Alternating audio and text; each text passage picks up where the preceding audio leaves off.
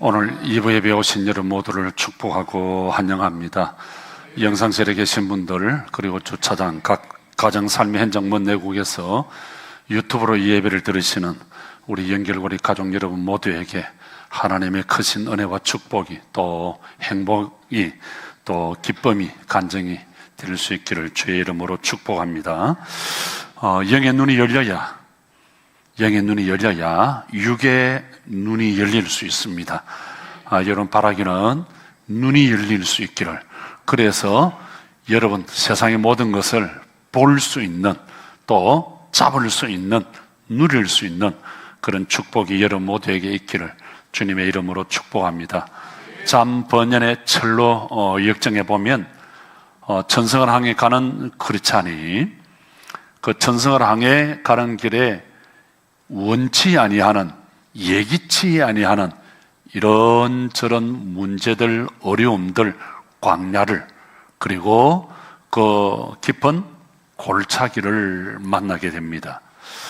근데 크리스찬은 그 삶의 외진 광야 골짜기에서 고난을 통과하면서 겸손을 배우고 절대 감사를 배우고, 그 통과하면서 그 믿음이 성장하고 성숙되는 것을 우리가 볼 수 있습니다.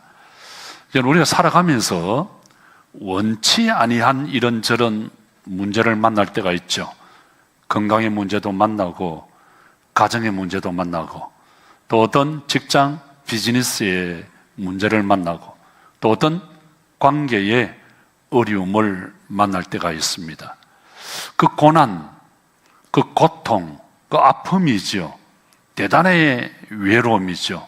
하나님, 왜 나에게 이런 아픔이, 이 고난이 찾아옵니까? 할 때가 있습니다.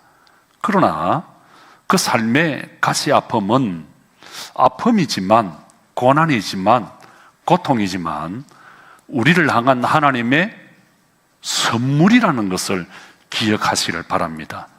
그래서 이 골짜기를 통과할 때 우리의 믿음이 자라고 성숙하고 성장할 수가 있는 겁니다.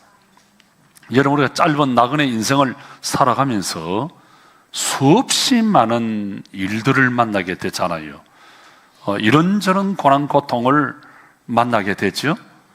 인생 자체가 짐이고 고통인 거예요. 여러분 가만히 한번 생각해 보세요. 이 세상에 짐이 없는 사람은 아무도 없어요. 모든 사람들은 태어나면서부터 나름의 짐을 지고 이 세상을 살다가 가는 거예요. 인생 자체가 짐이에요. 벗을 수 없는 짐을 우리는 지고 사는 거예요. 태어나고 늙고 병들고 죽는 것도 짐이고요, 만나고 헤어지는 것도 짐이고요, 또 내가 싫어하고 원수 같은 저 인간하고 같이 사는 것도 짐이고, 저 얘기 아닙니다.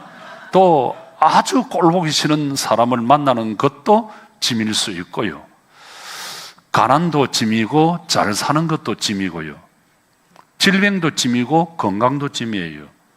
책임도 짐이고 권세도 짐이고 헤어짐도 짐이고 만남도 짐이고 미움도 짐이고 사랑도 짐이에요. 살면서 부닥치는 모든 것이 우리는 짐인 거예요, 짐.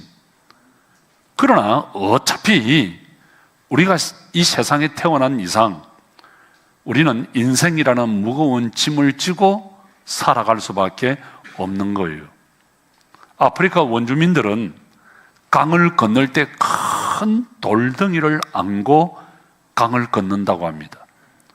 그들은 살아가면서 경험을 통해서 물살이 센 강을 지날 때는 나 혼자 가면 떠내려가니까 큰 돌짐을 지고 가야 강을 건널 수 있다고 하는 것을 아는 거예요. 여러분, 자동차를 타고 가시다가 흙바닥에 빠져본 경험이 있으신가요? 저는 몇 번 경험을 했습니다. 저는 차가 많이 다니는 길보다도 그저 외진 이 총길, 논바닥길 그런 걸 가는 걸 되게 좋아합니다. 내 혼자 싹 다닐 때 앞에 차가 하나 오는 거예요. 그걸 이제 피해 준다고 피해 줬는데 제가 그냥 바퀴가 하나 빠져버렸어요. 그 차는 쌩하고 갔는데 나는 빠져서 이야, 내가 피해 줬는데 차를 세워서 좀 도와주면 될 텐데 쌩하고 가버렸어요. 그래서 이렇게 속력을 내어보니까 헛바퀴가 도는 거예요. 헛바퀴가. 근데 지나가던 차가 하나, 그 아저씨가 와서 큰 돌을 봉고차에 몇 개 실어줬는데 시동을 걸어서 쑥 빠지더라고요. 그때 제가 깨달은 게 뭐냐면 짐은 꼭 나쁜 것만은 아니다. 나쁜 것만은 아니다. 여러분, 인생에 짐이 없다고 한다면 우리 어떻게 될까요? 아주 편하고 자유롭고 참 좋겠죠.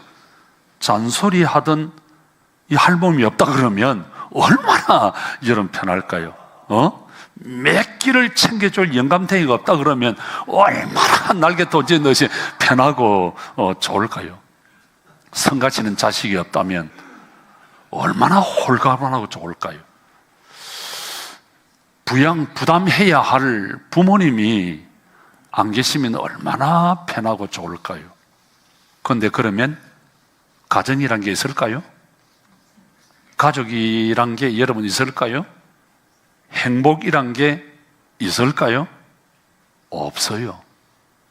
여러분, 책임과 헌신이라는 짐이 없으면 가족이 될 수가 없어요. 아이들 귀찮다고요? 부모님들 버겁다고요? 그래서 없으면 좋겠다고요? 이런 짐이 없으면 좋을까요? 아니에요. 그런 짐이 없으면 가족이 행복이란 게 없어요. 책임이라는 짐, 헌신이라는 짐, 교회도 마찬가지예요. 책임이라는 짐이 없으면, 헌신이라는 짐이 없으면 행복 끝! 불행 시작이 됩니다. 여러분, 우리에게 책임, 헌신이 없으면 우리는 동물과 똑같이 그런 생활을 할 수밖에 없을 거예요. 그런데 동물도요, 얼마나 그 책임과 헌신이 많은지 몰라요. 제가 동물의 왕국 TV 자주 보는 거거든요. 그 동물들 나름의 그 짐을 지고 어미로서 아비로서 자기가 낳은 새끼를 위해서 먹이고 입히고, 여러분 세보세요. 물었다가 집을 짓고요, 그 다음에 먹이를 물었다가 그 새끼를 위해서 얼마나 헌신하는지 몰라요. 얼마나 헌신하는지 몰라요. 그 어미로서 책임과 그 의무가, 헌신이 얼마나 대단한지 몰라요. 제가 닭을 굉장히 좋아합니다. 저희 할머니가 저에게 지어준 별명이 새벽닭이었어요. 꼭 이 할머니가 딸 집에 오면 쪼매는 게 새벽에 일어나더라는 거예요. 그 제 별명이 새벽닭이에요. 그래서 그런지 닭을 너무 좋아해요. 어디 가서 닭 모양 있으면 무조건 사와요. 새벽에 우는 닭 너무 좋아요. 그래서 제 집에 새벽에 우는 닭이 있어요. 닭이 있어요. 여러분, 저는 그 장닭을 보면서 얼마나 부끄러운지 몰라요. 저는 엊그제도 그 닭장에서 그 닭을 보면서, 더도 말고 덜도 말고 장닭아, 내가 너처럼 목회를 하면 세상이 뒤비질 낀데 네가 내 스승이다. 제가 혼자 그렇게 하는 거예요. 자, 여러분, 제가 아침마다 먹이를 줍니다. 어떤 먹이든 던져주면 장닭이요, 덩치가 크고 대단합니다. 지가 와서 다 주워 먹는 게 아니라 어떤 먹이든 던져주면 장닭이 와서 고고고고고 먹이를 물었다 놨다 꼬꼬꼬꼬꼬꼬꼬꼬꼬 불러 모읍니다. 다른 암탉을 불러 모으고 뺑아리들을 다 꼬꼬꼬꼬 절대 먹지 않습니다. 꼬꼬꼬 물었다 놨다 계속 하면서 불러 모아서 뺑아리가 다 먹고 다른 암탉들이 다 먹고 난 나머지기 제일 마지막에 장닭이 먹는다고요. 장닭이 먹는다고요. 그리고 어떤 새가 온다, 어떤 개나 사람이 와도요, 새끼를 보호하고 그 가족을 보호하기 위해서 날개를 쫙 펴고요, 꽉 하고요, 새끼를, 뺑아리를 날개 아래 꽉 모읍니다.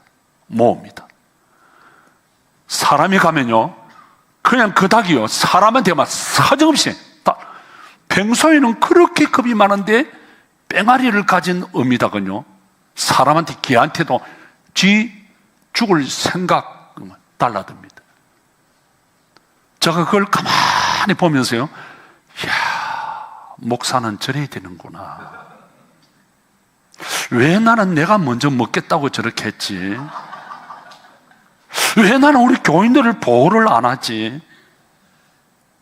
왜 내 목숨을 걸고 이게 목회고 이게 부모고 이게 사랑이고 이게 헌신이고 이게 가족이 아니더냐 이 말이에요. 내일 모레 대선이에요. 대선 대자도 이야기하고 싶지 않아요. 뺑아리 같은 암탉을 보호하는 장닭 같은 리더십이 나왔으면 좋겠어요. 저는 정말 나라를 위해서 내가 먼저 먹는 것이 아니라 나라를 위해서, 이 백성들을 위해서 장닭 같은 대통령이 나와 주었으면 참 좋겠다. 하나님, 제 마지막 목회에 장닭 같은 그런 목사가 되게 하여 주시옵소서. 여러분, 짐 벗으려고 하지 마세요.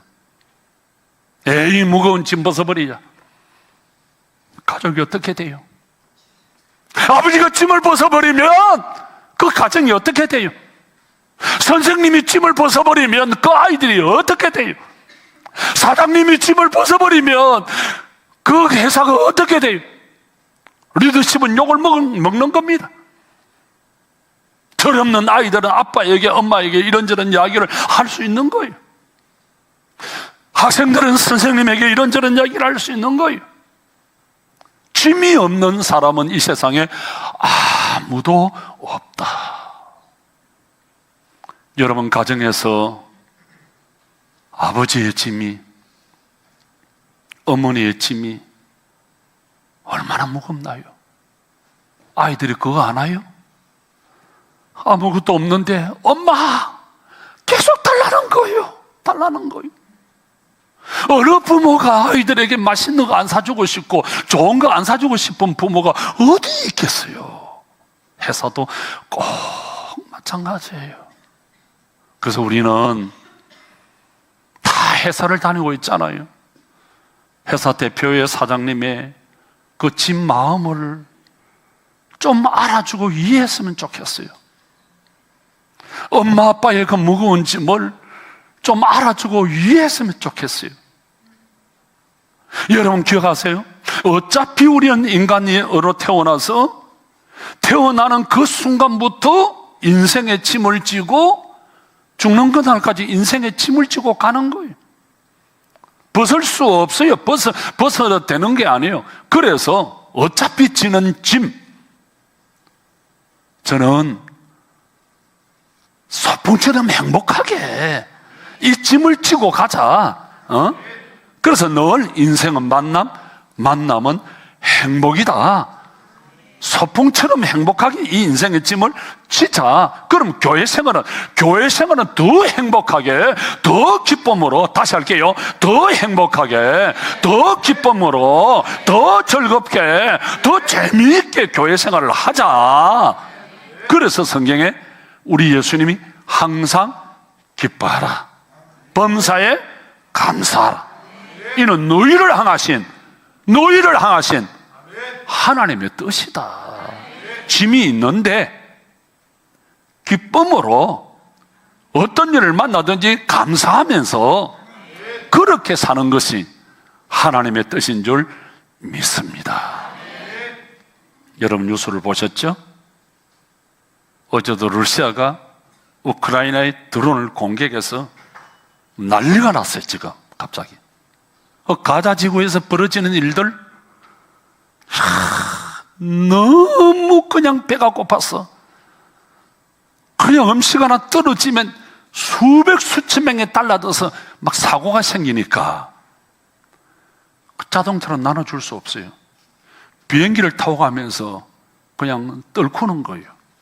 그 굶주린 아이들, 사람들, 유엔에서 통계를 냈는데요, 하루에 굶어 죽는 사람이 2만 명이라는 거예요. 놀라지도 않으시네. 2만 명, 2만 명. 2만 명이 하루에 굶어 죽는다 그래요. 마실 물이 없어서 엉덩이에 고여있는 그 빗물, 썩어서 냄새나는 벌레가 득실거리는 그 물을 먹고 마시는 우리 선교지 케냐 그 아이들, 그 사람들의 이야기 우리가 엊그제 들었어요. 그런데 내가 조금 불편하다고, 내가 조금 힘들다고, 사니 못 사니, 응? 힘들고 고통스럽다, 불평하고 원망할 수 있겠냐 이 말이에요. 여러분 살아가면서 힘들다, 왜 이리 계속 고난, 내리막, 절망이 계속되지? 터널이 끝나야 되는데 왜 계속해서 터널이 계속 나오지? 끝없는 터널을 계속 가는 듯한 희망이 보이지 않는 그런 삶의 경험들을 해보신 적이 있죠? 믿었던 사람들 떠나고 오랫동안 꿈꾸었던 일들이 이루어지지 않고 기대했던 사업은 내리막길이고 예기치 못한 절망, 좋은 관계가 자꾸 끊어지고 낭패와 실망이 계속되는, 자, 오늘 이 아침 우리가 함께 나눌 성경은 그 깊은 절망의 한가운데 있는 두 사람의 이야기예요. 모든 꿈이 산산조각 나고 희망 없음, 절망, 내리막, 포기, 그래서 완전히 실패의 길로 걸어가고 있는 사람의 이야기예요. 예수님이 죽으신 후 내 인생의 모든 꿈과 희망은 사라졌어, 그렇게 생각했던 두 제자가 예루살렘에서 엠마오로 걸어가고 있던 사건, 그게 바로 누가복음 24장의 이야기예요. 오늘 본문은 이렇게 시작됩니다. 두 제자가 예루살렘에서 엠마오로라는 마을로 걸어가던 일로 시작이 됩니다. 그런데 그 걸음이 대단히 무거워요. 어깨가 축 처져 있고요, 그 얼굴은 박지를 못해요. 대단히 슬픈 얼굴을 했다, 성경은 그렇게 말하고 있습니다. 왜 그랬을까? 어깨가 처져 있고 다리는 힘이 없고 얼굴은 오늘 날씨 맑음 돼야 되는데 오늘 날씨 흐림. 왜 그렇게 힘없이 걸어가고 있습니까? 그렇게 믿었던 예수님이 아무 맥이 없이 십자가에서 말 한마디 제대로 하지도 못하고 죽으시는 모습을 보았기 때문에 주님이 죽으심으로 자기들의 모든 꿈과 희망이 산산조각 나버렸어요. 그래서 너무 절망이고 슬픔이고 희망이 없어서 두 사람이 예루살렘에서 엠마오로 가면서 이런 이야기들을 나누고 있는 거예요. 힘없이. 그런데 바로 그때 부활하신 예수님이 그들 곁에 나타나셨어요. 15절에 보면 함께 동행하셨어요. 그런데 문제는 이들이 부활하신 예수님이 예수님인 줄 알지를 못했어요. 오늘 보면 16절에 보면 그들의 눈이 가리워졌어. 알지 못했다. 왜 알지 못했을까요? 예수님을 왜 알아보지 못했을까요? 예수님의 모습이 너무 다르기 때문에, 아니면 가면을 썼기 때문에? 제가 볼 때는 예수님이 죽었다고 하는 이 선입관이 너무 강하잖아요. 그리고 예수님이 피 흘려 죽으시는 모습을 두 눈으로 똑똑히 보았습니다. 그러니까 그게 너무 강하니까 예수님이 나타나시리라고는 생각하지 못한 거죠. 여러분, 큰 충격, 슬픔을 한번 당해보시면 세상 보는 눈이 달라요. 부정적이에요. 절망이에요.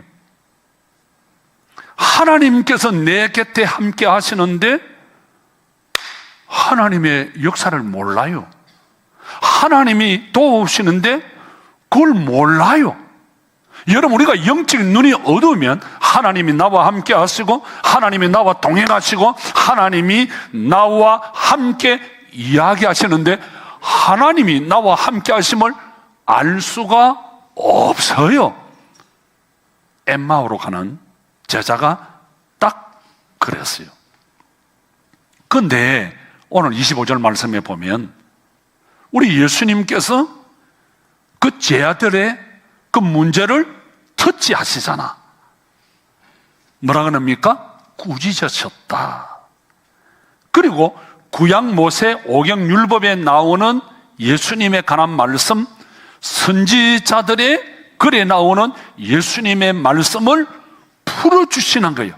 야, 그 뜻은 말이야, 이런 뜻이야 하고 풀어주십니다. 그리고는 예수가 십자가에 죽으신 것은 하나님의 계획, 하나님의 뜻이야. 그렇게 말씀을 하시는 거야. 그런데 그 말씀을 하시는데 제자들의 마음이 뜨거운 거야. 뜨거운 거야. 그 말씀을 듣는 가운데 놀라운 변화의 역사가 일어났습니다. 32절에 서로 어떻게 말합니까? 길에서 우리에게 말씀하시고 우리에게 성경을 풀어주실 때 우리 속에서 마음이 뜨겁지 아니하더냐? 그렇게 말합니다. 그리고는 이 예수님과 함께 어디로 갑니까? 날이 어두워서니 우리가 그냥 숙소에 가서 같이 있읍시다. 예수님이 오케이. 그래서 앉아서 숙소의 방에 앉아서 빵을 서로 나누는 거예요. 예수님이 기도하시는 거예요. 빵을 서로 나누어서 먹는데 눈이 밝아져서 예수님이시네. 그런데 예수님이 보이지 않습니다. 이들이 뭐라고 말합니까? 길에서 우리와 함께 말씀을 풀어주실 때 우리의 가슴이 뜨겁고 우리가 이상하지 않았더냐? 이야기하는 거예요. 사랑하는 성도 여러분, 이들의 눈이 언제 열렸습니까? 이들의 가슴이 언제 뜨거웠습니까? 하나님의 말씀을 들을 때 이들이 언제 예수님을 예수님으로 알아보았습니까? 말씀을 나누고 식당에서 떡을 나누고 일상적인 대화 속에서 어떤 창한 거룩한 어떤 집회, 엄청난 어떤 집회에 그런 모임을 통해서 예수님을 알아본 것이 아니라 가정에서 예수님과 식사를 할 때 언제 우리가 주님을 만날 수 있습니까? 여러분, 기도원에 가야, 큰 예배에 가야, 큰 모임에 가야 하나님을 만날 수 있는 것이 아니라 가정에서 가족과 함께 음식을 나눌 때 하나님을 만날 수 있음을 믿으시기를 바랍니다. 우리 목장에서 가족들과 함께 아름다운 코이노니아를 가질 때 하나님을 만날 수 있음을 믿습니다. 우리 교회에서 우리 교인들과 함께 예배 드릴 때 하나님을 만날 수 있습니다. 말씀을 들을 때 하나님을 만날 수 있습니다. 우리가 함께 기도하고 찬양할 때 하나님을 만날 수 있습니다. 여러분, 기억하십시오. 제자들이 식탁에 앉아서 음식을 나눌 때, 함께 기도할 때 예수님을 만났던 것처럼 우리 가정에서 음식을 나눌 때, 가정에서 부모 자녀들이 함께 교제하고 이야기할 때 하나님을 만날 수 있습니다. 우리 회사에서 직원들과 함께 이야기할 때, 우리 목장에서 함께 교제할 때, 말씀을 나눌 때 우리 하나님을 만날 수 있습니다. 우리 교회에서 하나님께 예배하고 말씀을 나눌 때, 우리 함께 교제할 때 살아계신 하나님을 만날 수 있습니다. 여러분, 하나님을 만난 이들이 어떻게 했습니까? 만났으니까 이제 우리 자자 아니에요. 그 자리에서 일어나서 이제 예루살렘으로 갈 이유가 엠마오로 갈 이유가 없습니다. 뺏고 다시 예루살렘을 향해서 달려갑니다. 그리고 만나는 제자들에게 예수님이 부활하셔서 우리가 예수님을 만나서 부활하신 예수님을 전하여 주었습니다. 여러분, 예수님을 만난 사람 어떻게 해야 됩니까? 영안이 열린 사람, 눈이 떠인 사람 어떻게 해야 됩니까? 내가 만난 예수님을 전해 주어야만 합니다. 어제 저는 처음으로 2달 먼저 나온 우리 삼둥이 손녀를 만나는 기쁨을 누렸습니다. 정상대로 하면 6월 4일 날 태어나야 되는데 좀 성질이 급해가지고 이 아이들이 먼저 2개월 몇 주 먼저 이렇게 나온 거 0.9kg로 태어났어요. 참 기적이죠. 0.9kg. 옛날 같으면 어떻게 되겠어요? 0.9kg 태어나서 2kg가 지금 넘었어요. 삼둥이. 어제 가보니까 얼마나 귀여운지. 여러분 너무 그러지 마세요. 저는 찬양할 때 우리 완주 집사님이 주는 너무 그 주임새 였는 게 이 교회 분위기를 살리잖아. 여러분 손주 아니라고 너무 그렇게 남의 이야기 듣지 마세요. 한번 보세요. 나중에 하나가 아니고 둘이 아니고 셋인데 아이고 미칩니다. 미쳐. 이 셋이가요 눈을 뜨는데 내가 뭐 보이냐 물어보니까 할아버지 안 보인대요. 아무것도 안 보인대. 몇 달이 있어야 하냐면 눈은 있지만 열리지 않는 거야. 지금 얘는 태어났지만 뱃속에 있는 기간이기 때문에 눈이 안 열린 거야. 여러분, 제가 그때 깨달은 것은 그렇구나. 이 봄에 한 사람씩 전도하자. 주님이 제일 기뻐하는 것이 전도고 영혼 구원을 하자고 여러분들이 약속을 다 했는데 안 한단 말이에요. 왜 안 할까? 제가 뭐 심각한 고민을 많이 해요. 그런데 어제 우리 손녀하고 얘기를 나누는 가운데 답을 알았어. 그렇구나. 눈이 안 열려서 그렇구나. 눈구녕은 있지만 눈구녕이 안 열려가지고 우리 거제도서는 눈을 눈구녕이라 그럽니다. 눈구멍이라고 눈구녕. 눈은 있지만 눈구녕이 안 열려가지고, 여러분 제 아들을 보세요. 눈구녕이 안 열렸으니까 예수님을 알아보지를 못했어.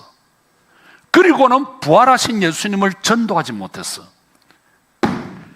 눈이 열리니까 부활하신 예수님을 알아보고, 눈구녕이 열리니까 달려가서 예수님이 부활했다고 전하였습니다.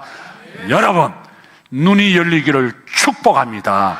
눈이 열리면, 영안이 열리면 부활하신 예수님을 전할 수밖에 없어요. 여러분, 눈이 열려서 가정을 살리고 회사를 살리고 나라와 민족을 살리고 하나님의 나라를 살리는 부활의 그 예수님을 전하는 주인공이 되시고 우리 교회 부흥의 주역이 될 수 있기를 주님의 이름으로 축복합니다.